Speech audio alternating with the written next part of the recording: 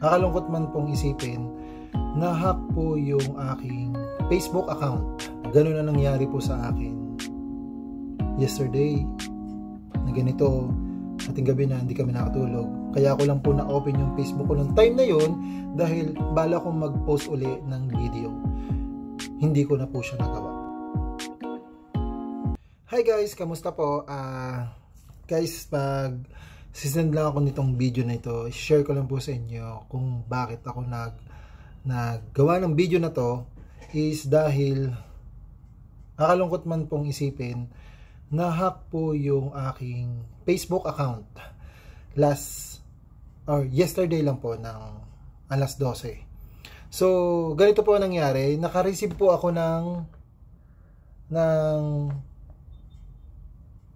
message sa Messenger. Then, ang nakalagay po dun ikaw ba itong nasa video na to?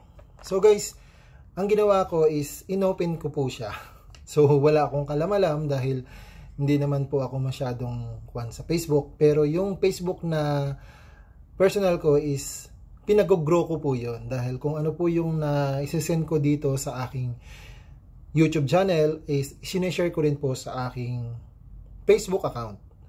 So ang nangyari po is nung pagka-receive ko noon is chinek ko rin yung kung sino yung nag-send is babae po siya na parang I don't think kung nasa parting ibang bansa siya, pero yung nag-hack sa akin is nandito. Excuse me. So in-ignore ko na yon, tapos binalikan ko, tiningnan ko yung pinasa niyang link. Pagka-open ko is may lumabas na iba na hindi ko na pinansin. So nabuksan ko siya. So parang wala naman nangyari. Then maya is mayroon na siyang na-receive si Facebook account ko na, "Are you willing to log out this site?" So yun ang sabi niya sa akin. "Gusto mo bang i-log out itong iyong Facebook account?" So wala naman akong malay-malay na yun palang send na yun ng Facebook is isa na pala yun. Andun na pala si hacker na nakapasok na siya doon mismo sa aking account na hinihintay lang i-log out yung account ko. So ako, ang nagawa ko, ang napindot ko yung yes. So yun. So napindot ko yung yes. Then nag-collapse na yung aking account. Nawala na yung bigla siya nag-log out. Then nung itatry kong ipasok ulit yung account ko, hindi ko na siya maipasok yung aking password. So doon na ako medyo na worry ng bahagya nung mga panahong yon, nung gabing yon. So sinabi ko sa asawa ko, "Mi, anong nangyari kaya dito? Ba't hindi ako makalog out?" So yun ang pagkakasabi ko. Nako, yun, ano narinig ko. Pero overall, nag-worry kami, lalo na siya, kasi niisip niya yung mga memories na nakalagay doon, at saka yung mga picture, at saka yung mga nung maliit pa yung anak ko. So may mga kaming memory doon na nakalagay. Yun ang ikinaworry niya. So ang ginawa namin, naghanap siya ng pwedeng option na kung paano ma-recover. So nakita namin okay naman yung recovery na nakita niya sa isang YouTube din, sa YouTube channel, hindi ko, girl yung nagbigay ng assistance sa amin na panoorin to, ganito, ganyan. So tama naman yung details na ginawa namin. Kaya lang on the spot, doon sa pinakadulo ng i-recover na namin, wala na pong lumalabas doon sa pinakababa na pipindutin ng option na pwede naming maisalba pa yung aking account. So hindi na kami umabot sa puntong yun. Nag-try ulit ako kinabukasan, na try ko ng another one, na humingi na rin akong tulong sa kakilala kong IT. So wala, hindi na naisalba hanggang ngayon. So nakakalungkot guys, kasi itong hacker na to, andito lang siya sa Pilipinas. Ang ginawa niya, nung nailock niya na lahat yung aking personal number, then yung aking email ad na nakalagay dun sa aking Facebook account, is hindi ko na magamit. Hindi ko na magamit para maisalba or ma-recover yung aking Facebook account. So anong nangyari, hindi ko na siya, wala na ako. Sabi ko dun sa anak ko, dalawa, tsaka sa asawa ko, wag na natin kunin, huwag na nating habulin. Super late na noon, alas 3 or alas 3 na pasado ng madaling araw. Gising pa kami para lang habulin yung account na kinuha nung hacker na yon. Nakakasad, nakakalungkot. So nakakapag-isip ng hindi maganda, pero nung time na yon, ibinaba ko pa rin yung loob ko na hayaan na lang natin, wala na tayong magagawa. Magaling siya pagdating sa mga ganyang bagay, lalong-lalo na kung sa kasamaan niya gagamitin. Pero hindi na namin siya nahabol, although tinatawagan ko yung number ng Kwan, kasi nag-send po siya ng message sa lahat ng FB friend na nakalagay doon sa account ko na nanghihingi siya ng 1,000 pesos. So, pati doon sa messenger, although pati yung teacher ng anak ko naka-receive din ng ganung message. So, dapat i-ignore nila yon ng mga panahon yon. Then, nung kausap ko sa kanila, ganun nga yung nangyari, na naka-receive nga daw sila ng ganito, ganyan. Tapos nag-message na rin po yung kapatid ko na nasa ibang bansa na, bro, na hack ka. So yun na nga po, nakakalungkot isipin, pero wala na po akong nagawa, wala na kami nagawa ng family ko, dahil yung anak ko mismo ang tumutulong din, isa rin sa tumutulong sa akin. Siya nagpo-post dun sa Facebook account niya na ganito, ganyan, na itinag na rin mismo yung account ko. So sana na-receive din ng ibang friend ko yung nangyari sa akin, na ganito ang nangyari sa Facebook account ko na pinag-grow ko dahil doon ko nilalagay yung ibang video ko na galing sa YouTube. So sana hindi nyo ma-experience itong na-experience kong ito. Although patatlong araw na to na lumipas, nakakalungkot dahil pilitin kong mag-move on, pero hindi mo maiwasang masanggi sa'yo sa isipan mo na yung mga video na nilagay mo, bigla na lang mawawala.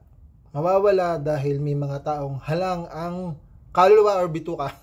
Basta yon, nakakalungkot isipin sa kanila na sobrang talino nila, ginagamit lang nila sa kasamaan para lang makahikayat sila ng mga taong mabibiktima nila. So isa ako doon sa nabiktima, at nawa maging aral din ito sa akin, dahil on past may mga ganyan na rin nangyari, pero hindi naman dito. Sana dumating sa point yung YouTube ko is hindi nila magalaw, dahil ang hirap pong gumawa ng video, ang hirap gumawa ng content, ang hirap mag-create ng isang i-video mo, tapos mawawala lang ng ganong bigla, lalo-lalo na sa personal account mo pa, na ginagamit ng ibang tao sa hindi maganda. So yun guys, iyon po yung aking may share sa inyo na gano'n na nangyari po sa akin yesterday, na ganito, hating gabi na hindi kami nakatulog. Kaya ako lang po na-open yung Facebook ko nung time na yun, dahil bala kong mag-post uli ng video. Hindi ko na po siya nagawa. So yun guys, sana po ano bang pwede kong sabihin? Sana sa ibang manonood dyan, at sa mga ano bang tawag dito, hindi ko po ma-explain kung anong pwede kong sabihin, basta yun lang po yung may share ko sa inyo, na sana hindi kayo magaya sa akin. Sana maging lesson din ito sa mga taong madaling mabiktima katulad ko. Nakakalungkot isipin, pero wala na pong magagawa. Nangyari na ang hindi dapat mangyari, dahil sa mga taong ito nagkakaroon po ng hindi magandang pangyayari sa mga taong nananahimik pero ginagambala nila. Nakakadismaya, dahil itong mga taong ito ay talagang binigyan ng angking talino pero ginagamit nila sa masama. So, ang maipapayo ko lang sa mga ganitong tao na gumagawa ng ikakapahamak or isang bahala ng katulad ko, na isang mamamayan lang naman dito sa Pilipinas. So, ang iniisip ko lang para sa kanila, sana ma-realize nila sa isip nila na mali yung ginagawa nila. masyado silang tuso para lang kumita sila at makapanghikayat sila ng ibang tao na lolokohin nila. Nakakalungkot isipin dahil pamilyado ako tapos ganun ang gagawin nila. Buti na lang walang masamang nangyari sa amin dahil yun lang naman ang nakuha niya. At least magkakasama pa rin po kaming apat at higit sa lahat, thank you Lord dahil pinatnubayan nyo po pa rin kami dahil yung Facebook account lang ang nakuha niya. So, good luck na lang at God bless na lang din sa'yo. Kung sino ka man, kung taga saan ka man, or may pamilya ka man, sana walang magandang hindi mangyari sa pamilya mo. Sana sa'yo na lang. Dahil ikaw naman yung gumagawa ng hindi maganda at patuloy ka pa rin sa ganyang ginagawa mo. Sana meron ka pa ring konsensya sa puso mo na ang dami mong naaargabyadong tao dahil sa mga ginagawa mong ganyan. Kung ikaw ay may pakialam pa sa kapwa mo or kung may pahalaga ka pa sa sarili mo, kasi ang sabi ng iba, yan daw ganyang gumagawa ng panghahack ng ibang account at kumukuha ng pera sa ibang tao na hindi magandang paraan, ay wala daw silang pakialam. So, kung tutusin, tama naman sila kasi opinion nila yon. Pero ang point ko doon, imposible, tao rin din sila. Di ko alam kung bakit nila ginagawa yung ganun para lang makapanloko ng kapwa at dadaanin pa nila sa mga personal account pa sila titirada. So yun, wala na yung aking Facebook account. Hindi na rin ako makapag-create ng bago, pero na-open ko yung dating isa ko pang lumang Facebook account. So yun yung ngayong i-grow ko. Sana dumating ang point na wala nang dumating na ganitong scenario or pangyayaring hindi maganda dahil hindi po nakakatuwa, hindi rin po nakakatulong. Lungkot at pag-aalala ang nararamdaman ng mga taong naargabyado tulad ng nararamdaman ko. Pero overall po is unti-unti na naghihil yung aking nararamdaman dahil dun sa Facebook na nawala sa akin. Although masakit siyang isipin na wala ka nang makikitang mga buhay na video na i-upload mo doon sa iyong Facebook account.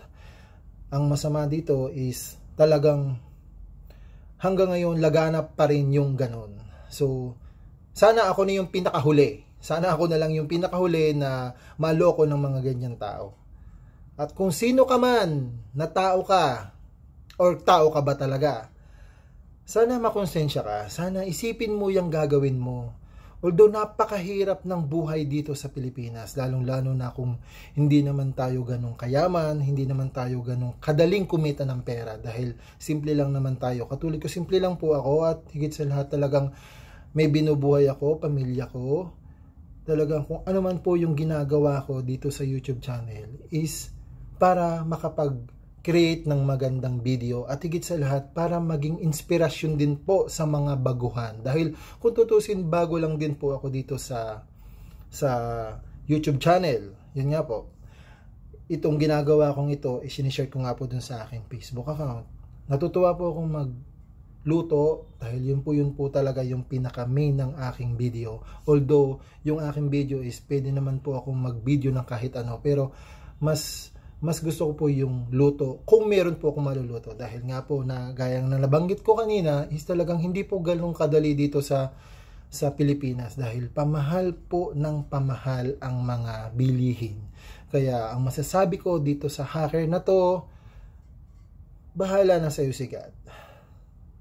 Kung gusto mo pa rin ipagpatuloy ang ginagawa mong yan sa pananira at sa pagkuha at pagnakaw ng mga account ng may account at pumapasok ka na lang bigla at hinahack mo lahat ng gusto mo, nako, kung sino ka man, ang masasabi ko sa iyo, si Lord na lang ang bahala sa iyo. So yan guys, hanggang dito na lang po yung aking video na na-share ko sa inyo. Pero ngayon po is pipilitin kong maging okay. Pero kung tutusin, okay na naman po ako na ayoko na pong isipin kasi hindi na namin po maibalik. Hindi ko na po maibalik yung aking account na yan.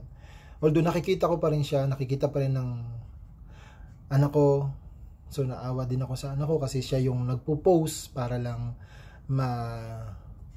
maayos yung kwan ko, yung asawa ko, tsaka sa anak kong bunso. Thank you sa inyong tatlo dahil andyan kayo para i-guide ako. Andyan kayo para samahan ako. Kapit lang guys. Ayun. So maraming salamat guys. Ayun lang po yung may share ko sa inyo sa nangyari sa akin yesterday bago ako matulog. Bago kami matulog. Ganun po yung nangyari. Na-hack po yung aking Facebook account. Yung personal Facebook account ko. So okay na po ako ngayon. Patuloy lang ang buhay. Luto uli-uli tayo sa susunod. So guys, hanggang dito na lang ang aking video. At suportahan nyo po ako sa aking YouTube channel. Kung nagugustuhan nyo po yung aking video, paki-like naman at saka subscribe na rin po kayo. Kasi madali lang naman po. Pipindutin nyo lang po yung bell button at saka yung subscribe. So yun guys, salamat po sa panonood ninyo. Lalo na sa mga nauna kong video. So guys, suportahan nyo po ako. Hinihikayat ko po kayo. Sana po suportahan nyo ako. So yun lang guys, maraming salamat at ingat po kayo lagi at lagi po kayong gagabayan ni God. Mag-pray lang po tayo at patuloy po tayong lalaban dahil ang buhay dito sa Pilipinas ay hindi basta-basta. Basta tayo ay masipag at higit sa lahat, nagtutulungan tayo ng mga pamilya natin at higit sa lahat, mahalin natin yung ating trabaho at lagi po tayong magpasalamat kay God anuman po yung matanggap natin sa pang-araw-araw. Yun lang po guys, maraming po salamat at ingat po kayo lagi.